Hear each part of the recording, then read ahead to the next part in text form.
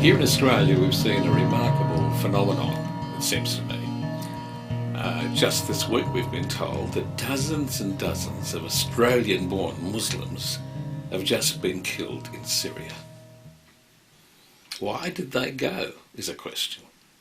And around about the same time, we saw a whole country town transformed as hundreds and hundreds of people marched down the main street with tears in their eyes. And at that funeral service of that young Australian cricketer, we heard our own captain talk about falling to his knees on the pitch that young man ended his life. And he talked about a spirit of some kind lifting him up and saying, "I'll be with you." This isn't the Australia we know and understand from our history. What does it mean? Well, we better get ready for it, because we're told 1.8 billion 12 to 20-year-olds are currently alive all over the globe. We've never had a bigger cohort. We're still recovering from the baby boomers, after the baby boom after the Second World War, and they're, scaring governments as they're working out how on earth we're going to fund all these people. But this is a different bag altogether. Who are they? They're called the Millennials. And I have a particular attraction. I love them. A Chinese communist general was asked, "Why are you so heavy into persecuting religions, and particularly Christianity?" Because it's growing. He said, "Yeah, I know." He said, "But if they're all 85-year-olds and close to the grave, I wouldn't mind. But they're 17-year-olds, and they're the future. And we know the kind of future they're thinking about." And interestingly enough, all the current demonstrations that are taking place in Hong Kong are led by a 17-year-old young man. And he is willing to lay down his life, and he's inspired others. This is the future, but it's a future we haven't quite understood. We're a bit disturbed about the Islamic push. And the Western world can't comprehend it, because it's not religion as we've understood religion. We've put religion away in a nice little privatised bag, and we have the cultural elites directing our thinking, but they're caught in a time warp. They will not comprehend what's coming down the tube after them.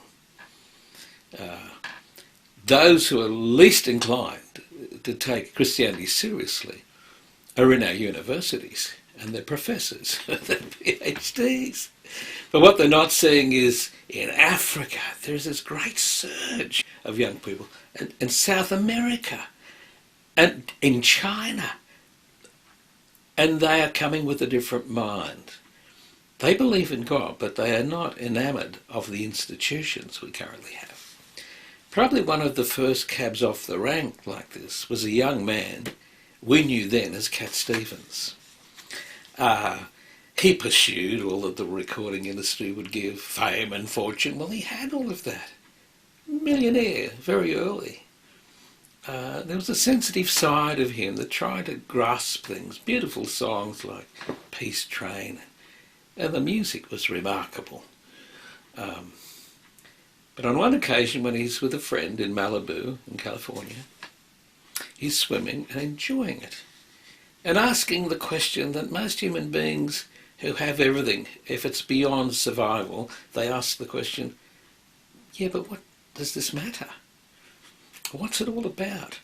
Anyway, it bubbles and he pushes it away, and it bubbles and he pushes it away, and he's out swimming, and he gets caught on a rip.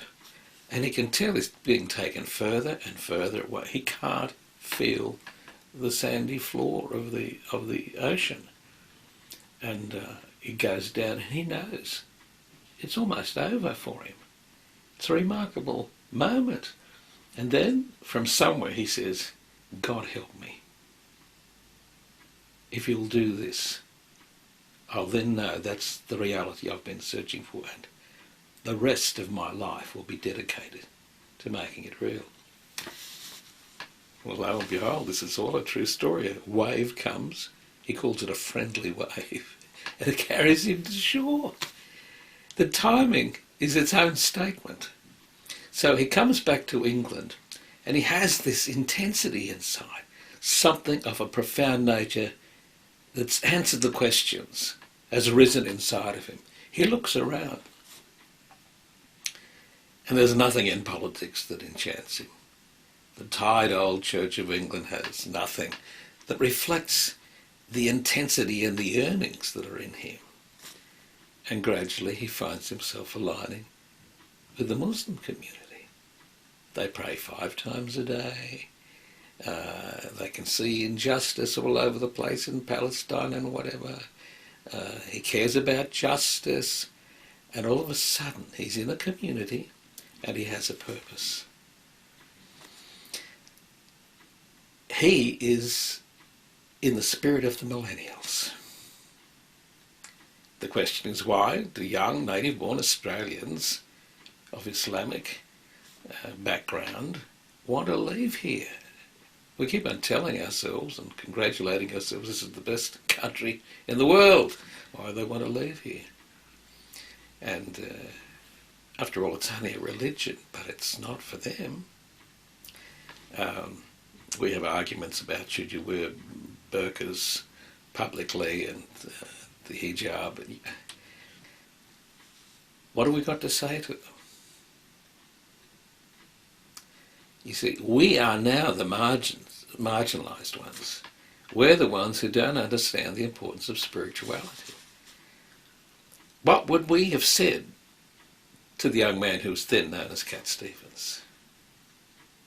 What church could he have gone to that would have engaged him deeply and given him a mission that helped him get beyond his own ego and struggle for esteem? Well, that's the question. Reminded of the words of David Bowie, who said, "I have no respect for any society that lets somebody like me influence its young." At least he was being honest. What is it, the purpose of life? And where is a narrative big enough in which I can find my story? We all need one. What distinguishes us from the animals is there is a part that yearns for meaning and community. Viktor Frankl, the Austrian psychotherapist, is called the father of the third school of Viennese psychiatry. He said, "It's amazing what we can put up with if there's a purpose in the pain. But if there's no purpose in the pain, even the smallest aggravations become unbearable." Well, what have we given our young people that's worth dying for? Thus, also living for. Every generation needs to know why it exists and what it's for when it exists. So, here we are. What have we got to say to this generation? I believe there's a great distinctive that throws up the yearnings for purpose and community. I believe it's the human spirit.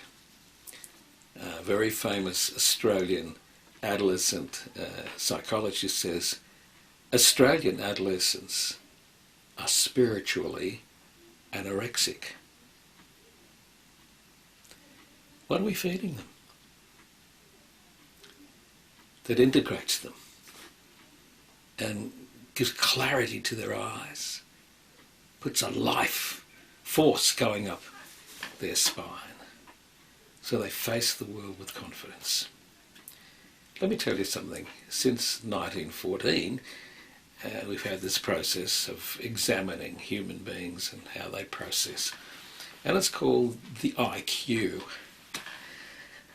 Well, we now know by the same measurement, the average young Australian is about 24 points ahead of the initial people who were measured for IQ. But at the same time as the IQ levels have been going up, their emotional state has been going down. 1 out of 7 young Australians this year will contemplate seriously doing away with themselves. Depression is like a tidal wave. Anxiety, there's no substance to their sense of self. We all are on a journey to find an answer to the question, who am I? It has 3 sub-questions. What am I really like?